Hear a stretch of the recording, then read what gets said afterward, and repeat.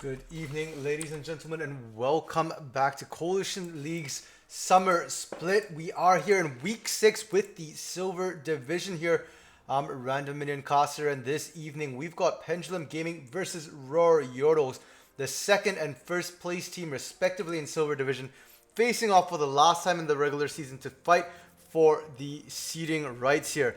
And on the blue side, it's going to be Pendulum Gaming here in Game 1 with Killer Unicorns back in the top lane, Timic in the jungle, Yasuo only in the mid lane, Nerf Snugglebutt, previously ST Snugglebutt in the ADC position, and Nerf Irrelevant as support. And on the red side, it's going to be Rawr Yordlez, currently undefeated right now in the Silver Division. In the top lane, it's going to be Mad Jack 20. In the jungle, it's I Never Fuiz. In the mid lane, it's Isub Toika, and because of that Isub, they will be losing a ban here in the pick and ban phase. In the bot lane, it's going to be Fang Rui, previously known as Oddlander there in the ADC position, and support going to be Winter 07. And for the picks and bans here, Pendulum banning out the Zac, Aphelios, Pyke, Nunu, and the Trundle there. The Aphelios definitely targeted at Fang Rui there. He did play an amazing game of Aphelios last week. Is known to be one of the few Aphelios players in the league actually, but definitely a huge threat. So they want to ban that out. For the side of Rawr Yordlez, they're going with the Wukong, Yasuo, Taric, and the Galio ban. Reminder, they lose one ban because of the E-sub, so that's why only 4 bans there. The Taric ban against Nerf Irrelevant there, one of his most played, most effective champion, but he did get to play it last week in week 5, and it had a questionable effect against the side of Hype Esports there.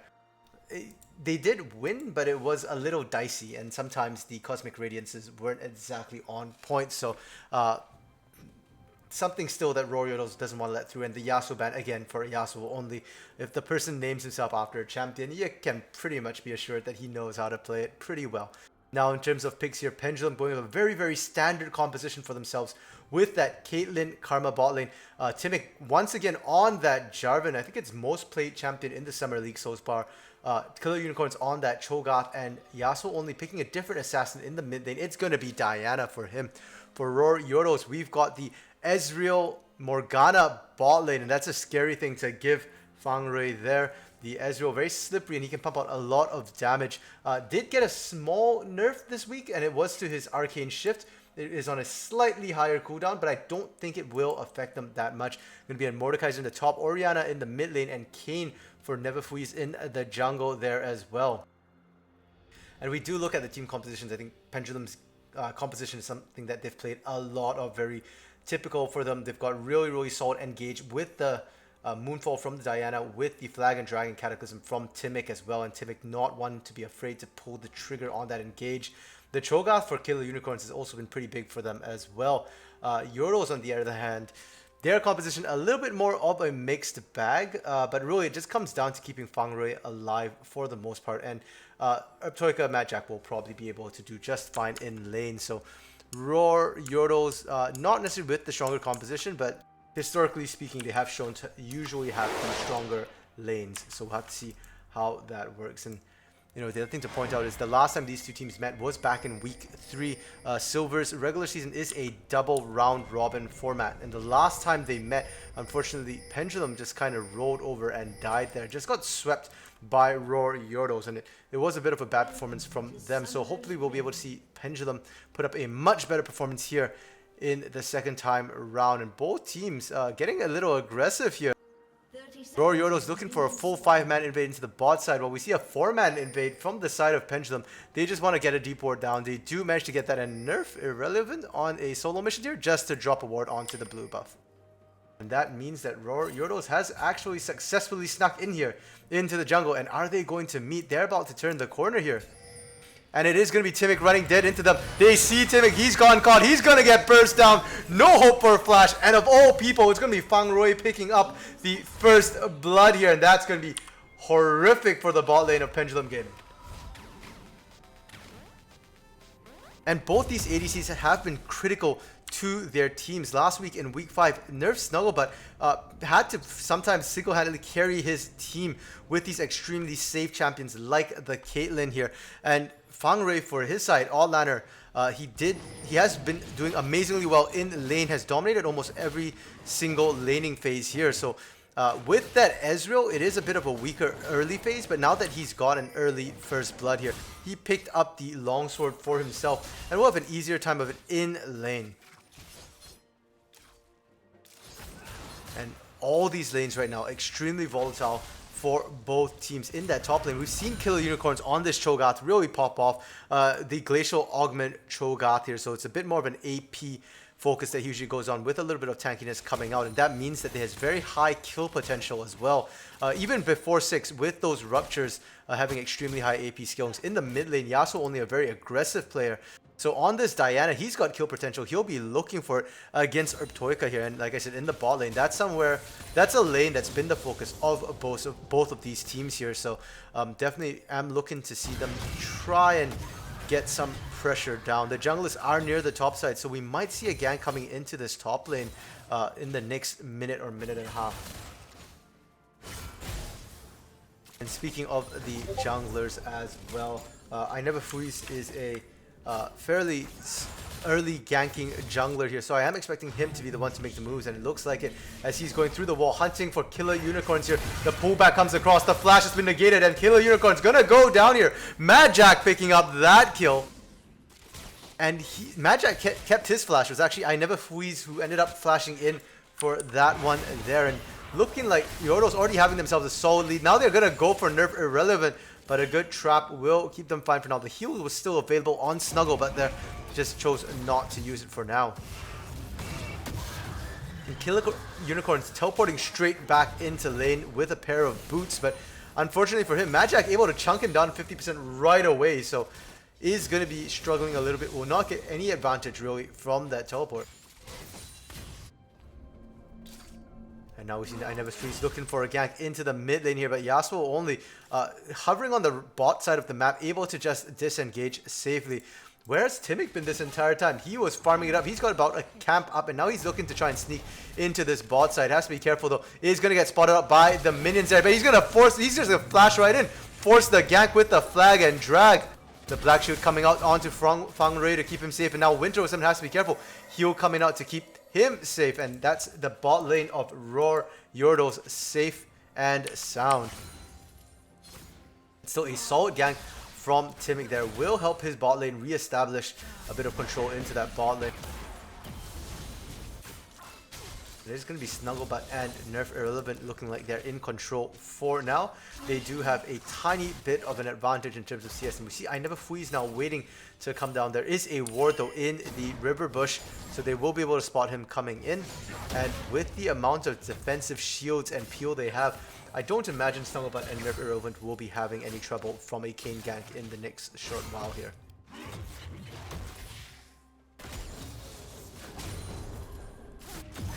And we're already starting to see top lane Mad Jack sort of running away with that lead he got earlier.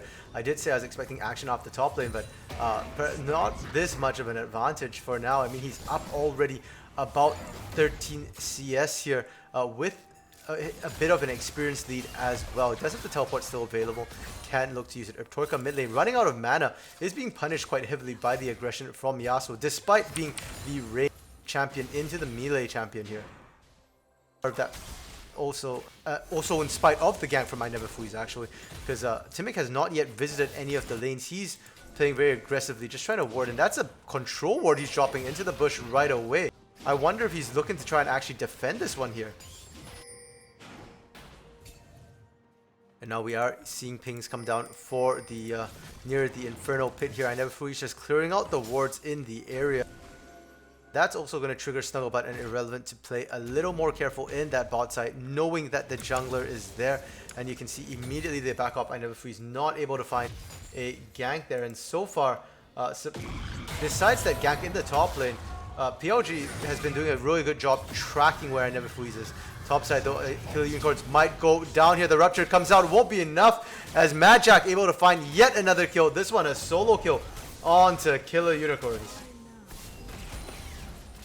Definitely not a good start for Killer Unicorns. Thankfully though, Killer Unicorns has shown himself to be fairly resilient as a top laner. Even when he's behind, he knows how to farm up. And Cho'Gath is one of the better top laners to be able to farm up with that Rupture and with that Scream. He is able to clear out waves fairly quickly. So despite falling behind for now, depending on how he plays this out, it might not be the end of the world in that top lane, and we might not see Magic get those sort of insane leads which we've seen other top laners get and be able to run away with. I know if he's coming back into the mid lane looking for Yasuo only. It's just going to tag a little bit of damage and then back out because they have to be careful. That is a level 7 Diana. The Moonfall is available. Ignite as well. Might be able to burst down Toika or Aina Befuizer.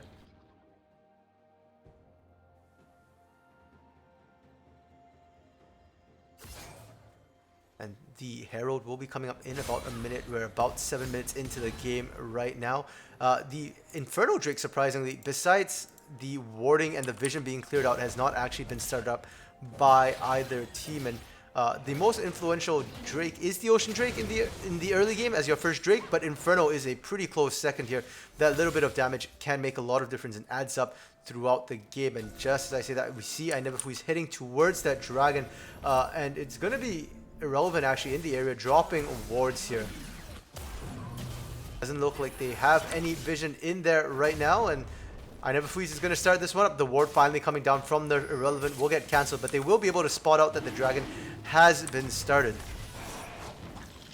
Fortunately for them, Yasuo only was back in base, as was Timic, so this should go over quite easily. Dark Finding going to land here onto Nerf Irrelevant. They're going to trade damage, but Fangray coming up the lower for it. And now Timic flag and driving over the wall. He dodges the Command Shockwave with the Cataclysm there, but Yasuo only aggressively flashing in. The Ignite's down, the flash already used. Can Toika get out? No, they can't, and that's Toika going down in the mid lane.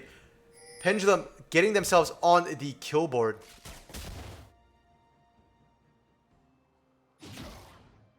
That's one of the things with Pendulum here. Timic and Yasuo only.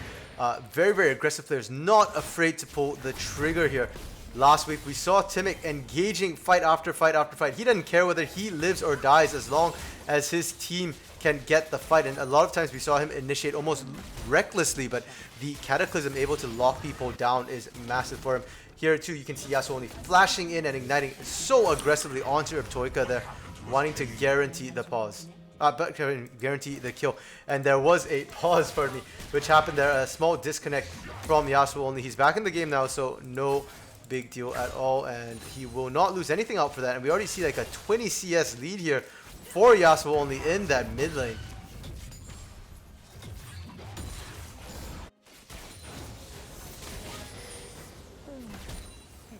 With an advantage in the bot and the mid lane right now. It's only Killer Unicorns in the top side struggling for the side of Pendulum Gaming for now. But that is the side that will be focused on next, as the Herald has now spawned, is now available. Both teams would be more than happy to look for the Herald and the resulting plate gold that they might be able to get here. And we do see Killer Unicorns there. He's walked over a ward a couple of times. They know where he is, but he's just trying to clear and get vision. He's popping the blast cone, a little bit of a glitch there. Visual bug. Will go back to lane. Is quite far behind with a whole bunch of mixed components. And when you look over to Magic, he's got himself a Rylai's Crystal Scepter already. So anytime Killer Unicorns pushes past that river, he's got to be careful. He might get collapsed and killed up there. Yasuo only engaging onto Toika. Actually messes up the combination that he does not get the full amount of damage. He does end up backing out, so Toika gonna be safe for the next little while, but Moonfall fairly short cooldown. A flash coming up from Killer Unicorns in that top lane there, and that's what's gonna happen. Anytime Magic can get any sort of spell onto him, Killer Unicorns is gonna be a spot of trouble there, because he will not have the ability to run away from the Mordekaiser with that slow. Looks like Timic might be the one to look for the Herald first. No, he was just aggressively entering and warding up the side of Rawr Yordlez. And if we do take a look at the vision here, you'll see that Pendulum actually has really, really good vision on this top side here. They've got most of the approaches warded as well. Nothing right behind the Herald pit, but enough to be able to guess. And for the side of Rawr Yordlez, their vision is mostly in the river near the pit here. They're going in, trying to find Timic. Timic already able to get out quite safely. So Mad Jack just going to enjoy a small tour of the enemy side jungle here. And they're going to start up the Herald on this top side. And there's really, I don't think, much Pendulum can do about it for now. Moonfall still unavailable for Yasuo only, so they're not going to want to pick a fight here.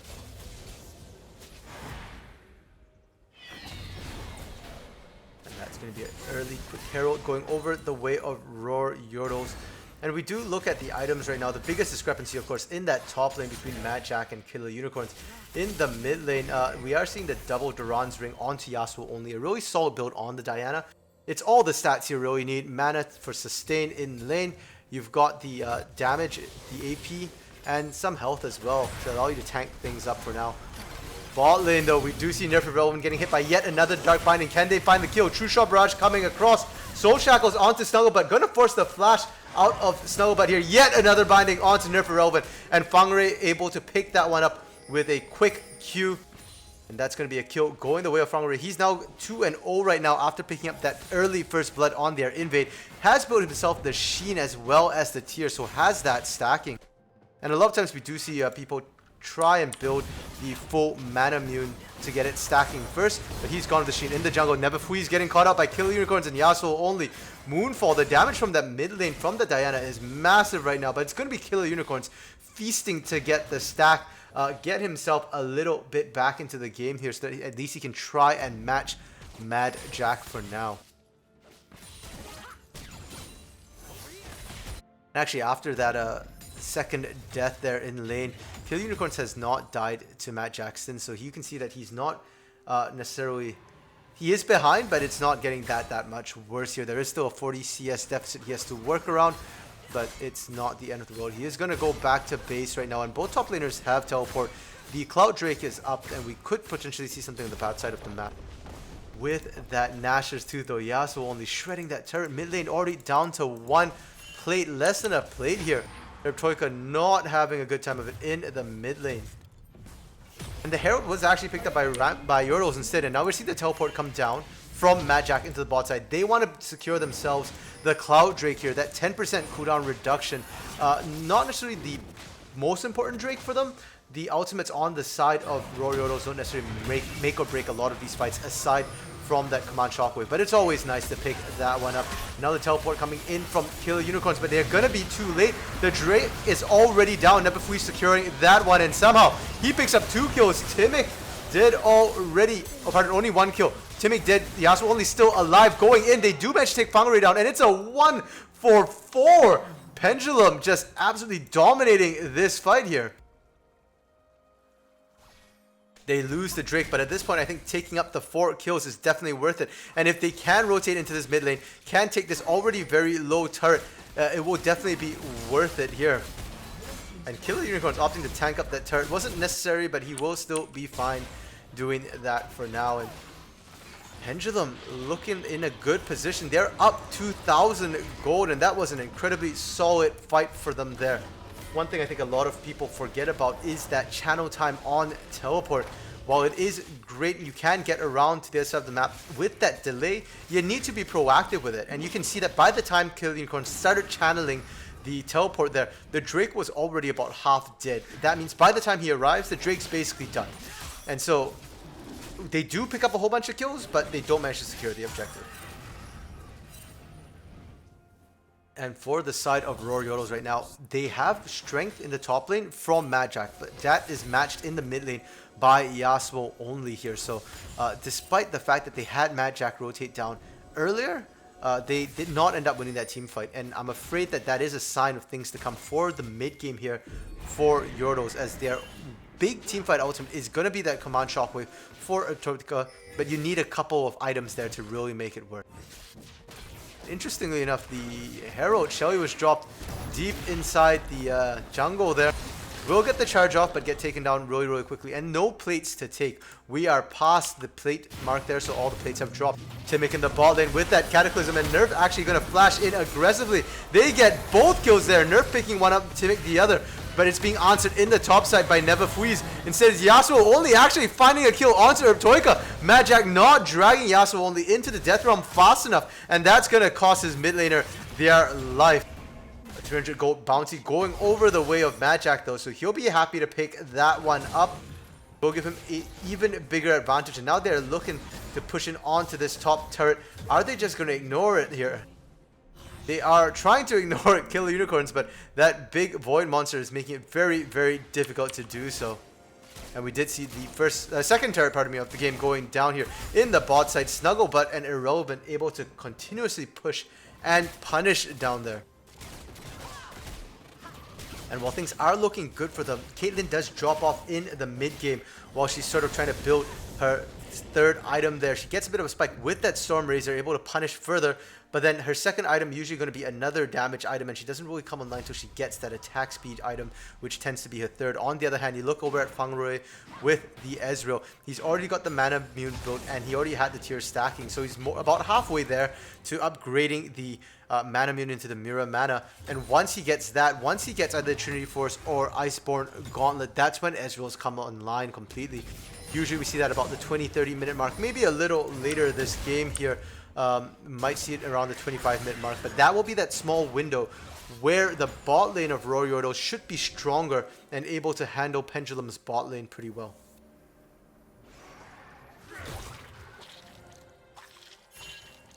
It looks like the teams right now are kind of past the laning phase. We're seeing a lot of rotations here. Neverfui's potentially getting caught out. He's trying to run away. There is the speed boost coming up from Nerf Irrelevant, but Kayn can just phase through walls. He'll be perfectly fine. And now it's Mad Jack who has to be careful as everybody's starting to show up top. Storm Razor comes in he's slow as well. He's flashing in. He's looking for Snugglebutt, and Snugglebutt most likely gonna go down here. There is the flash, but there's nowhere to go in the Death Realm, and Snugglebutt did to start that fight. But now Mad Jack finds himself in the middle of 4 as he comes out the Death Realm. Will drop there, and that's a 1-for-1 trade right now. And the most fed members of the teams are Yasuo only and Mad Jack respectively. Mad Jack dead, but Yasuo only still standing. The Moonfall was used, so will not be available, and they might just rotate here on to the Herald. You have to be careful because Neverfuiz is in the area, as is everybody else. And between the Morgana and Ezreal, there's a lot of poke available for them here. It will be very difficult to take it in the face of that much poke. Troika still also holding on to that command shockwave, and it can definitely mess them up in fights here. Herald already being started up by Rawr Yordlez. They're chunking it kind of low. They do have to be careful. Kill Unicorns does have the feast, and at this point in the game, that's going to outstrip any sort of smite from either of the junglers. Herald now down to about 2,000. Are they looking in? Command shockwave catches all 5. It's a huge ton of damage, and Kill Unicorns, I think, did potentially manage to pick that one up. Yeah, no, they didn't. He didn't get it.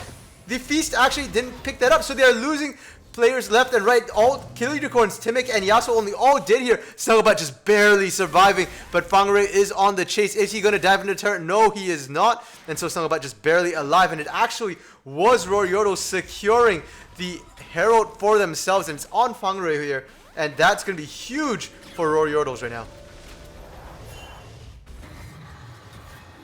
I'm actually super surprised at that, because this smite here is about 640 true damage for I Never Freeze, whereas when we look over at the feast here, it's 1,000 true damage to monsters. So I'm not sure if they managed to burst Killer Unicorns down or whether Killer Unicorns just didn't quite get it.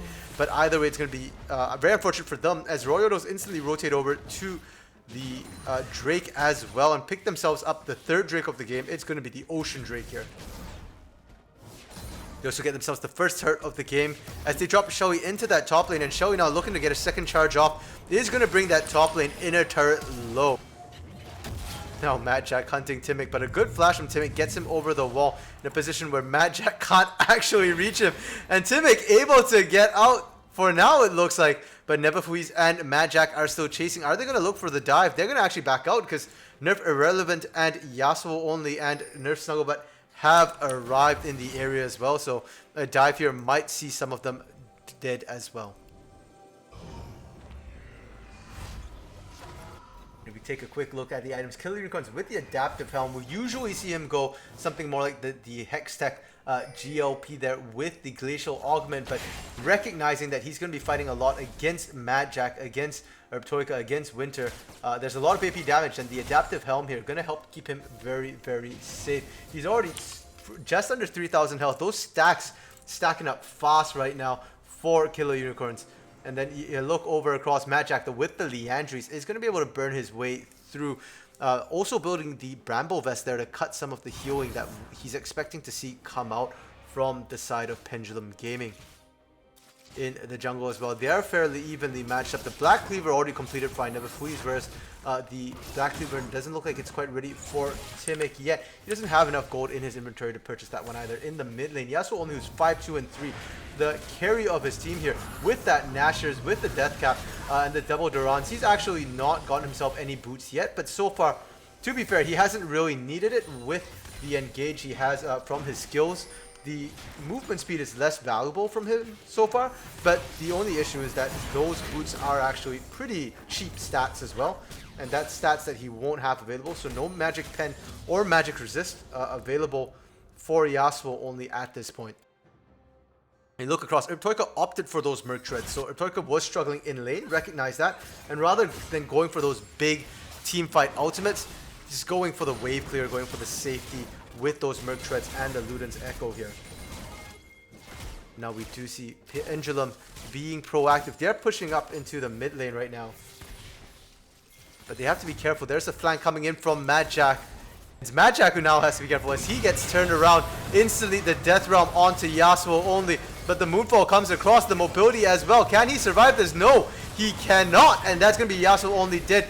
Command Shockwave comes out, catches one, and that one is just the Scuttle Crab. And Neverfuiz now the next target. He's jumped into Killer Unicorns, but can he get out safely? He's trying to go on to Stuggle, but cannot find him. There's too much CC. He's going to potentially go down. No, a good heal from Fangore keeping him alive, and that's now Mad Jack in the midst of 4. No Death Realm this time to isolate a target. They've traded 1-for-1 mid laner for top laner right now, and it is going to be Pendulum backing out, it looks like. Neverfuiz, though, not content. He's going to get dragged in there. Cataclysm coming out, but it's going to actually lock Timic down instead as the flash from Neverfuiz gets him over the wall, and there's not enough damage. Timic able to walk out alive for now. Both teams having to reset after that short 1-for-1 fight there. And there actually has been an Orianna build that's been going around right now. It's the sort of Spellbinder Orianna, where you're just looking for that one big shockwave. Urtoika isn't going that build, and thankfully, because Urtoika has not really landed that many great shockwaves. They did land the amazing one at the Herald, so there has been one great one, but other than that, the shockwaves have been a bit hit or miss so far. We'll have to see if that improves, because it is a critical part of Rawr Yordle's ability to team fight here. It is one of their biggest team fighting spells, so if they can't land the shockwave, they're gonna have problems. And the gold right now fairly even, just 500 gold apart from both teams. Rawr Yordles has done a great job to bring themselves back in from that deficit they had in the early game here. And they're now even in turrets as well. Drake only spawning in 30 seconds. And that's one thing I've noticed here in the Silver Division. A lot of the teams set up for Drake really far in advance. It's not available yet, and yet they're all there. And oh no, Winter! He took the Blast Cone back into the fight. He flashed out and immediately popped the Blast Cone back in. I'm pretty sure that was a misclick, but it will see him dead. His flash expended as well. And that's going to be Rawr Yordles down a man, probably not going to contest for this Ocean Soul right here for themselves. And that'll be really good for Pendulum. The more regeneration they can get, the better it is actually, because they do have an ultra health tank on their side in the form of Killer Unicorns and that Cho'Gath. Two-shot barrage comes across, looking for that last second steal. Won't be able to find it this time. And it is going to be the first Drake for Pendulum here. And they trade the top lane to Mad Jack for it.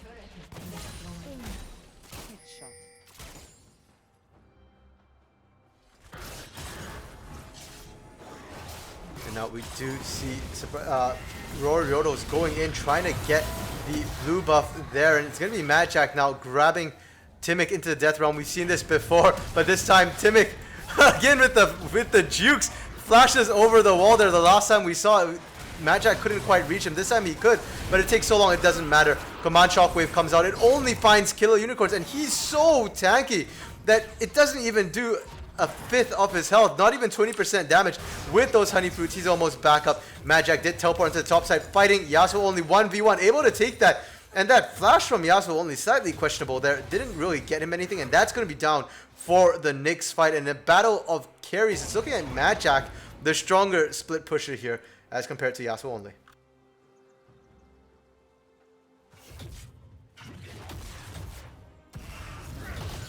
Right now, things are looking better for the side of Yordlez. For now, the Frostborn Gauntlet and the Mirror Mana completed for Fangrui right now. So this is that power spike he has over Snugglebutt, where Snugglebutt just has the Storm Razor and the components for what looks like it might be an Infinity Edge here.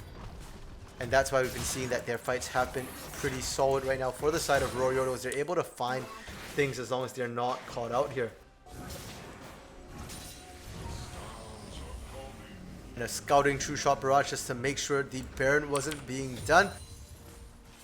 Will find nothing there at all here. And Matchak going to be able to get this bot lane turret as well. So with that, Yordlez finding themselves another turret. They're going to be up just about 2,000 gold here. And interestingly enough, Yasuo only still not opting to go for those cheap stats in the form of boots here. He's instead building the Zhonya's Hourglass, and that Zhonya's Hourglass, a key component for Diana if she wants to be that first one in, get the initiates into the fights, bait out a whole bunch of ultimates while you're in stasis form, allowing your team to follow up. We'll have to see how that works out, and that was the right pickup here for Yasuo only at this point.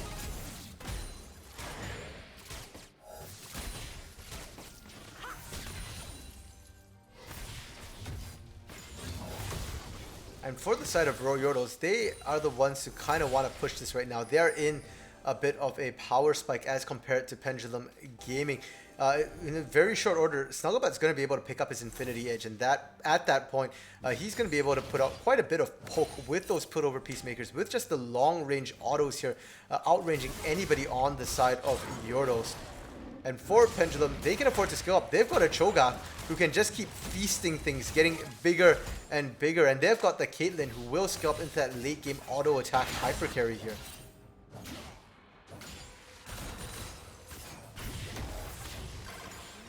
And now the hit shot just coming out to get a bit of poke onto Fangrui there. Nobody there to block him. His Arcane Shift kind of curved the bullet. Now True Shot Barrage coming back instead, and we see the engage out from I Never Fuis, but it's going to be Killer Unicorns caught in the middle of everyone there. He's tanky, but he doesn't have much armor, and that's going to see him get shredded down by I Never Fuis and Fangrui as well, surprisingly, and that's going to allow Yordlez a numbers advantage and access to this Baron and ability to control all the vision here. They unfortunately did not clear out the Baron Pit itself, and there's going to be one huge ward here spotting them out. Most of Pendulum did go back to base. Can they get there in time? Probably not. Baron already down to about 6,000 health. Now 4,000, 3,000 counting down further, and there's no one nearby from Pendulum. So Yordlez manages to pick up a 30-minute Baron here.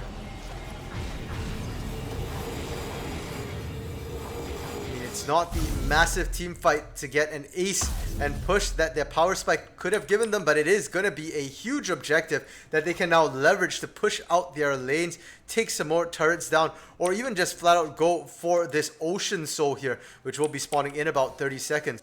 Looks like they're going to forfeit that one potentially. Toika was in the top side, but now they're rotating back down, so we'll have to see how this one works here.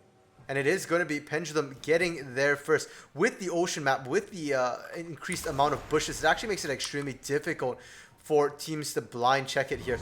And I Never Fuis now hitting in. Will get spotted out by that. Is he going to die? He catches everybody, but it's too late. He gets bursted down. That's going to be a shutdown going to Killer Unicorns there. And that is exactly the problem of trying to blind check. But Snugglebutt will most likely go down to Matchak here. Matchak going in 1v5. The Ocean getting taken by Pendulum Gaming, but they trade 1-for-1 so far. It might be more. Killer Unicorn's trying to run for that wall. Can he get out in time? Yes, he can. Just barely. Matchak going the wrong direction there. Will not be able to find it. Is there Toika going to give them the speed boost? No. Irrelevant will. And that will get all of Pendulum out safely after securing that Ocean Soul. Now, though, we do see the backs coming out. Killer Unicorn has to go back to base, and that will most likely give up this inner turret to the side of Rawr. Yordlez was already low, and this time with the Baron buff, it's very, very easy for them to take it down. Matchak on that bot side, going to split push that and take the last remaining inner turret for the side of Pendulum, and suddenly the lead grows for Rawr. Yordlez as they're up about 5,000 gold by the end of this Baron power play.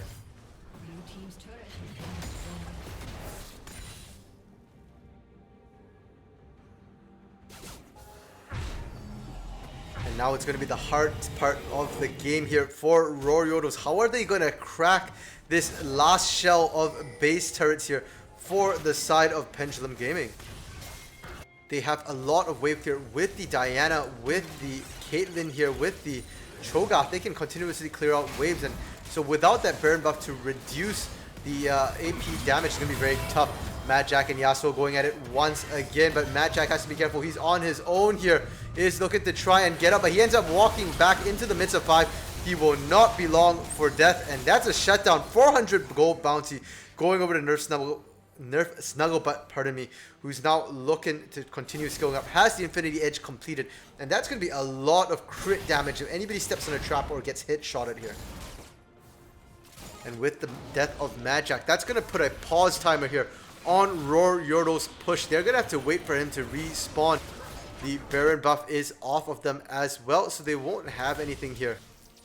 The question is, what are they going to do? Are they going to siege up, or are they going to do what we've seen a lot of the teams do thus far today, which is just sort of stall out, wait for the next major objective? Both Ocean Soul and Baron buff will be coming up at the same time in about 2 minutes and 40 seconds here. So it's really up to Rawr Yordlez what they opt to go for. They have been sitting at Soul Point for the last while here, and Ocean Soul is obviously hugely beneficial to all teams. One of the biggest souls here. The more tanks you have, the better. There's not a lot of tanks on the side of Rawr Yordlez, but with the safety of Toika and Fangrui, they can easily proc the healing of that Ocean Soul from a very safe distance.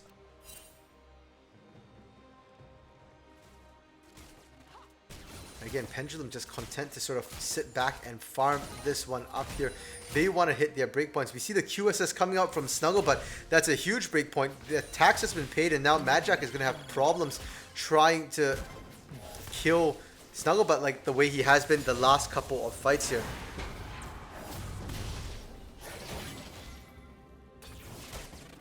For the side of Fangrui, we do see the Death's Dance come out. Despite the supposed nerf on the Death's Dance, the base stats are just so strong still that it just makes sense for AD carries or range champions sometimes to pick that one up here. The Zhonya's as well. One thing to track is how many Zhonya's are available. There's one for Toika, one for Winter, and one for Yasuo only. And now I never freeze engaging in, but again, it's on to Killer Unicorns. He's the tank. It takes a while to get him. A beautiful 3-man shockwave this time catches up, and that is going to see Killer Unicorns brought low, but unfortunately, Timic and Neverfreeze, the junglers, going down as the other ones aggressively going in. That chunk onto Yasuo only. He's almost dead. Gonna get to the blast cone. Can he get out? Just barely dodging out on the poke coming from Fangrui. He's alive. He's good.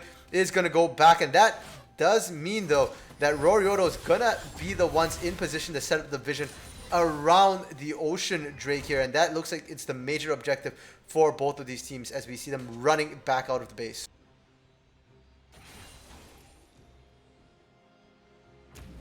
And that is a few major cooldowns being used. Feast down right now, Cataclysm down, Moonfall should probably be up by the time the fight breaks up for the side of Pendulum Gaming, and the Cloud Drake showing its strength right now for Rawr Yordlez as we see the Command Shockwave already back up. Basically all the ultimates already back up on the side of Rawr Yordlez. And Mad Jack gonna meet with Killer Unicorns for the first time since they've left the laning phase here. And Mad Jack just able to continuously punish with the Liandry's, with the Rylai's and the Adaptive Helm as well. And now we're seeing him flash over the wall. That seems to be the go-to answer. How do you survive the Death Realm? You have Flash it, but is he going to be able to get out? Maybe, maybe not, and we won't know because instead there's a fight breaking out here as Timic goes in with the Cataclysm. The rest of his team not able to follow up. Yasuo only taken down before he can get in there and proc that Moonfall. And that's going to be 2 down on the side of Pendulum Game in the bot lane. Killer Unicorns actually did manage to survive, get away from Mad Jack there. So good on him to be able to not give yet another kill over, but that is going to be a victory right now for Rawr Yordlez in that fight. Now, are they going to push or are they going to look for the bear buff? They do have numbers advantage right now. It looks like they're opting to go for the push, but there's no minions for quite a ways here. The next set of minions only now crossing the river. And Everfreeze was in that bot lane pushing, but no Baron buff means that he will not be able to efficiently push either. And right now, Pendulum trying to mount a base defense to stop their their inner shell, pardon me, from being broken open here. As long as they can keep these inhibitor turrets up, they can stall for a ridiculous amount of time. After that short attempt, Rawr Yordle's actually going to have to back out here. They couldn't find anything on this push. Are they going to split 4-1? Because it looks like right now they're leaving Fang Rui alone. Instead, Winter now rejoining Fang Rui here. And they just seem to be a little confused as to what they want to do. A little lost, perhaps. I know if he's going in aggressively, will be able to dodge out the rupture. As long as he doesn't get hit by that, he will be fine. And it's going to be Fang Rui and Winter going back to base for themselves here. That's quite a pretty penny for them to spend. And it is going to be the Lord Dominic's regard here for Fang Rui. He's not going for any healing cut whatsoever. Doesn't feel like he needs it. Instead, he needs to find a way to take down that Cho'Gath.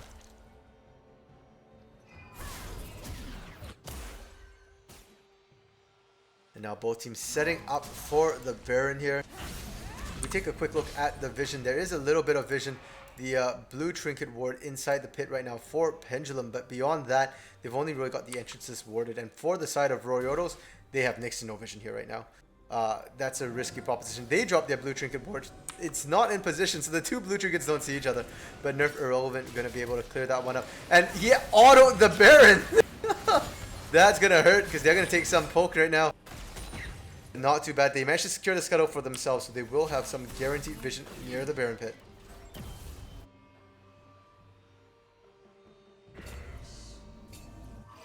Now the game's stalling out a little bit as neither team feeling fully confident to be able to win this one up here.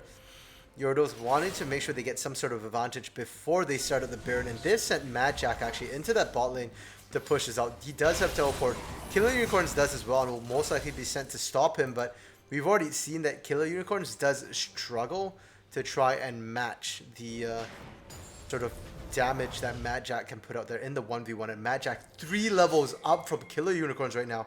Absolutely massive. Same in the jungle. I Never Freeze also 3 levels up. The other lanes not quite as imbalanced. Bot lane only 1 level difference right now. And that's the strength of the Rawr Yordles team in their solo lanes. They can actually just force the Baron. They're the ones with the level advantage on that smite. The only thing they do have to be careful for is Killer Unicorns running in there with the feast. And that's probably why they've just been stalled out right now, just waiting. If they can't get the cap, they're not sure they want this. And it's going to be I Never Freeze running in, looking for the engage. The flag and drag from Timmick comes up, but he doesn't have good targets for the Cataclysm just yet. A beautiful 3-man shockwave catches the squishies. Timmick already low, and it's going to be Nerf Snugglebutt and Irrelevant. Did already. Yasuo only trying to output the damage. He's dashing around. Will finally go down. Toika picking up a triple kill with that one. And finally, Killer Unicorns going down. The raid boss is dead. Lord Dominic's doing its work.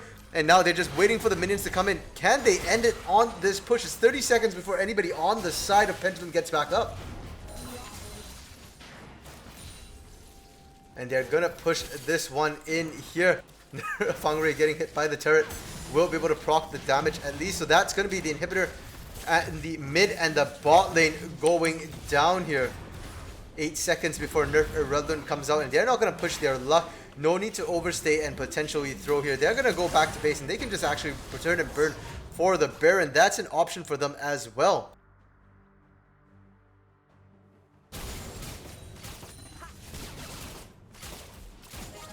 And so far, Yasuo only that Zhonya's pickup not really working out for him here.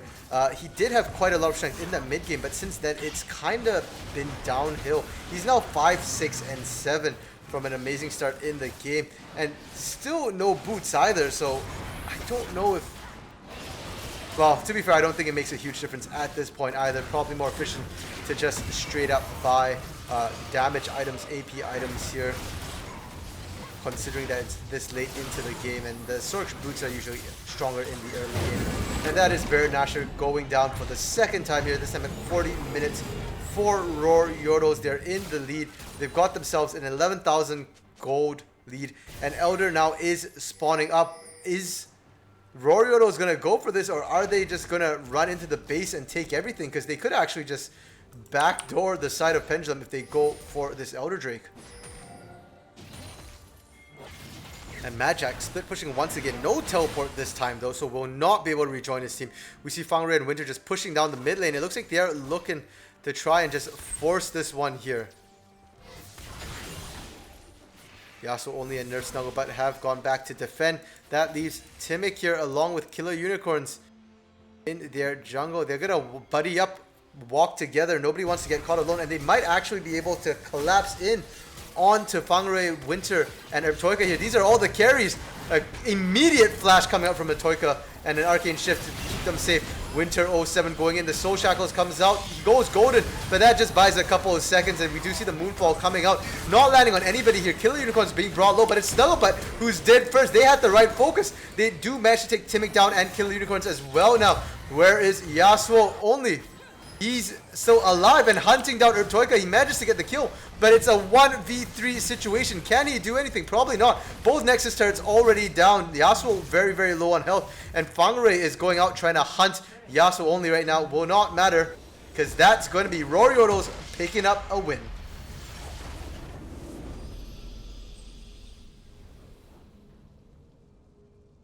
And just a very typical Rawr Yordlez game. You're winning right up to the moment you lose.